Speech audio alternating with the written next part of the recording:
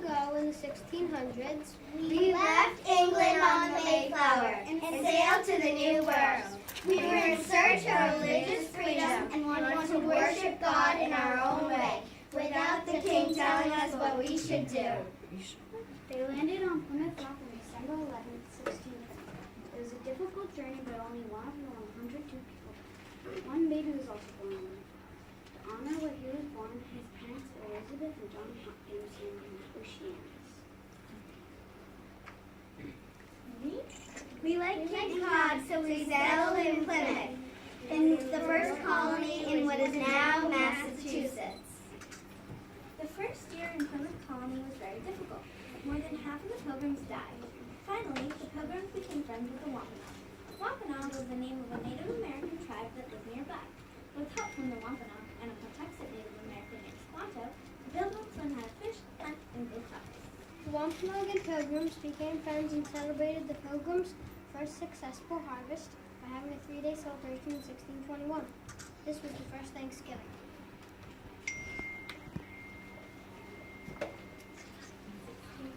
In 1630, an avid Legion movement witnessed a strike down.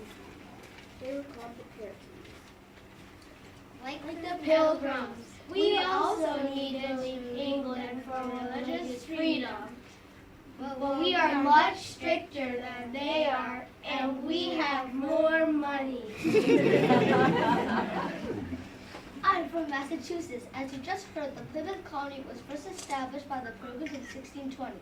The Puritans then came over and started the Massachusetts Bay Colony in 1630. The king later made us join the two colonies into one big one, and now the colony is just called Massachusetts.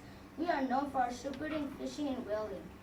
Unlike the Pilgrims, the Puritans did not get along with the Native Americans. The colonists did not understand the way of the Native American people. Some colonists tried to help the Native Americans by showing them how to change their customs. The colonists wanted the Native Americans to look and act the way they did. Unfortunately, relationships between the Native Americans and the colonists grew worse, and over time, most of the Native Americans were forced to leave the lands they once called home. Soon other settlers came to the New World and began to make settlements all along the east coast of the Atlantic Ocean.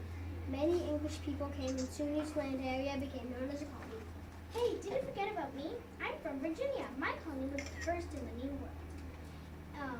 It was settled by John Smith in 1607. There are many farms in Virginia. One of the most important crops we grow is tobacco. Hi, I'm King George III. All of you who moved to the New World for different reasons still have to listen to me. I am the king. I rule over England and all of my colonies. Wah ha ha! Oh no!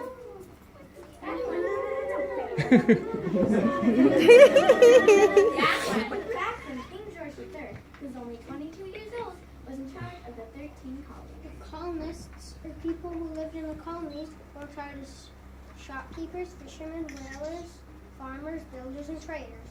Hi, I'm a shopkeeper. Hi, I'm a farmer. Hello!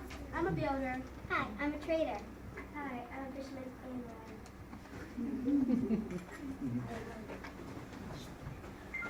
New Hampshire was founded for profit from fur trade and fishing. The two men who were responsible for our settlement were Fernando Georges and John Mason in 1622. I love New York. It was founded in 1622 by John Minuit. We are famous for our cattle, lumber, grain, and iron. There were two settlements in Connecticut, one in 1636 in Hartford and another in New Haven in 1639, both founded by Thomas Hooker for religious and political freedom. We also have a busy shipbuilding harbor. I'm from Maryland. My colony was settled by Lord Baltimore in 1632. We made money by selling land and came here for religious and political freedom. Excuse me, but what is religious and political freedom? Well, religious freedom is when you can believe in any gods or gods you want. Some colonies were founded by people who didn't like the king, or other people telling them what they should believe in. So, for example, a person can move to a new colony from England and worship God in their own way. Exactly. And political freedom is when you can vote for your own leaders. So that's why many people move to colonies, so that they can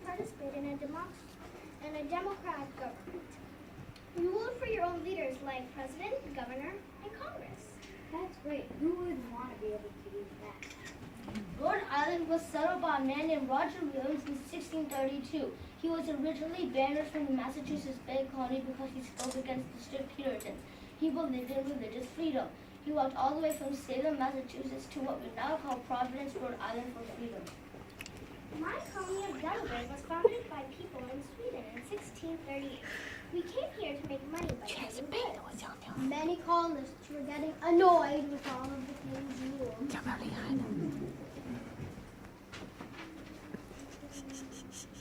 That king, he won't let us go past the Appalachian Mountains. I heard he's going to make a law that lets his soldiers stay in our houses.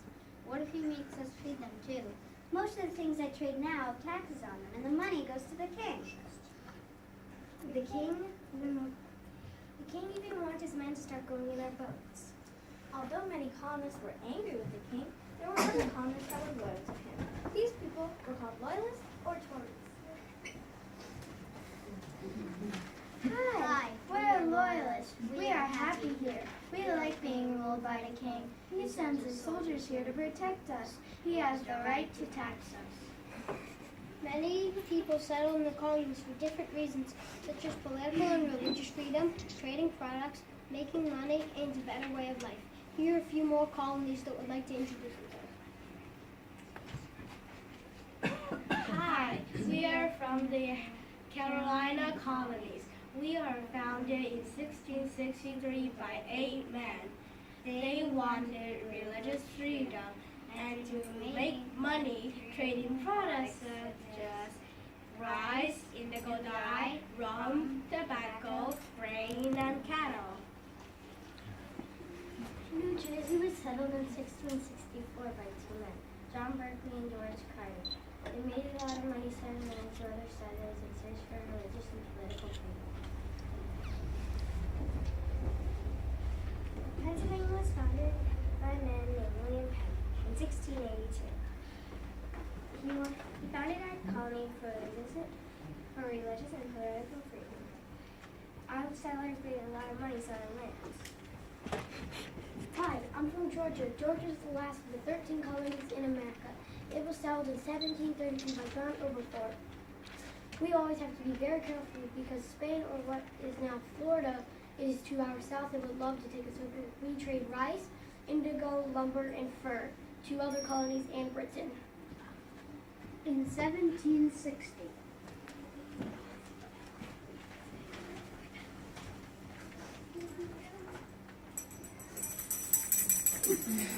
Hear ye, hear ye. His Royal Majesty, the King of England, George III, orders that you must send most crops that you grow and products that you make to England for the people there. Don't even think about selling anything to my enemies anymore. Goods sold to countries like Spain and France considered smuggling, which is illegal and punishable by death.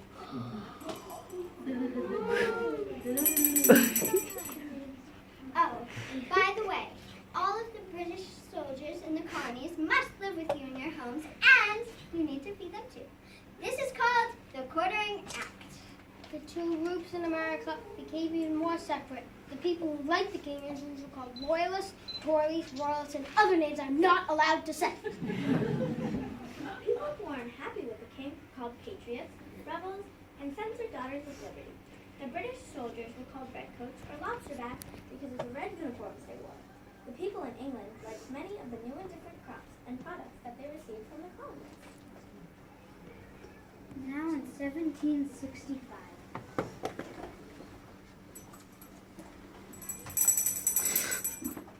Hear ye, hear ye. His Royal Majesty, King George III, needs money for the wars that his soldiers are fighting in other lands, so he needs your money to buy weapons, uniforms, and food for the soldiers. You will be taxed on paper goods such as newspapers, card and dice games, as well as graduation diplomas. This law is called the Stamp Act. He would also like to put on a tax on tea that you drink. Oh no! Don't put a tax on that! We love drinking tea! I don't want to pay England any more money. What does the king do for us? Why should we pay more taxes? We don't live in England. I want your money and I want it right now.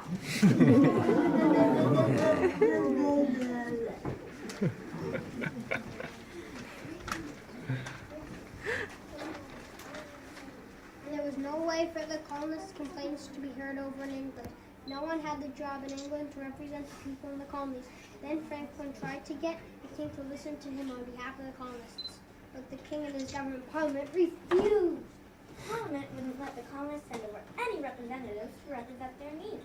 Parliament is where important men met to make the laws in England. The king wouldn't let the colonists have any say in the laws that were made. Hi, I'm James Otis. I'm a lawyer from Massachusetts and a patriot. I don't believe that we should pay these taxes to England until they send a person to speak for the colonies in Parliament. I say taxation without representation is tyranny! Huzzah! Huzzah! Huzzah!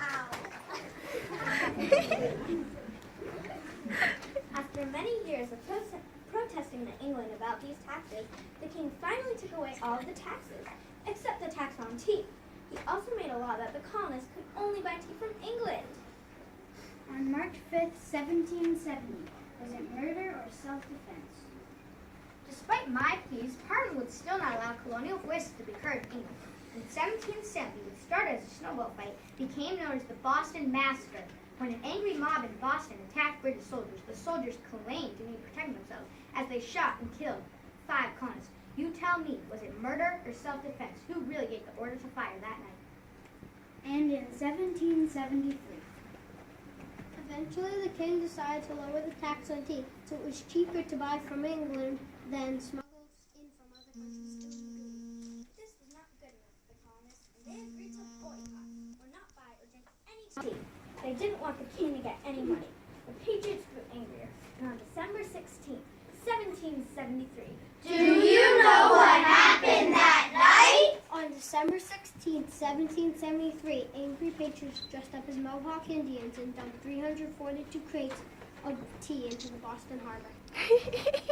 This made the King of England very angry. He decided to close the port of Boston as a punishment for the Boston Tea Party. You Bostonians will pay no products including food to feed you will come in this port. Wait, what? You Bostonians will pay no products including food to feed you and the people of Boston will come in this port. You'll either pay for this tea or starve to death. Blah ha ha. this made the patriots even more upset. Bad feelings continued between England and the American colonies, and both sides prepared for war. I have colonies all over the world. Do you rebels literally mess with me? I'm sending over even more troops. On the night of April 18th, 1775, the British troops decided to march to Concord, Lexington to steal the colonists' weapons and gunpowder they had been hiding. A now famous express rider and silversmith named Paul Revere began his midnight ride on that night and warned the local militia the British troops were on their way. Although I had a tough time on my ride, I was able to warn the countryside that the regulars were coming. I was also able to tell John Hancock and Samuel Adams to get out of town. Early in the morning of April 19, 1775, the shot heard around the world was fired in Lexington, Massachusetts, and the Revolutionary War began.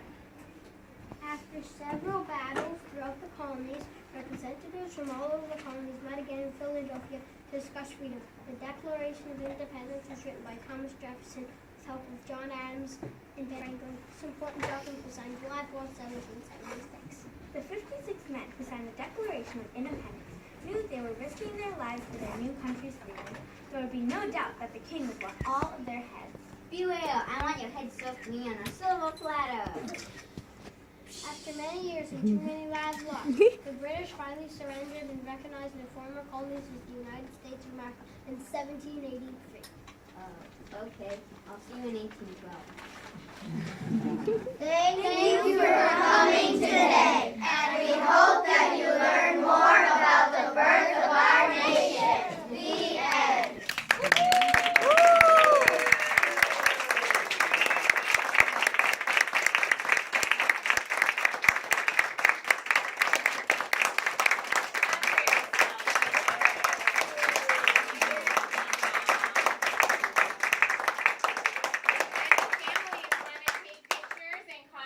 Now's the time to do it because I think our friends are very warm. Yes!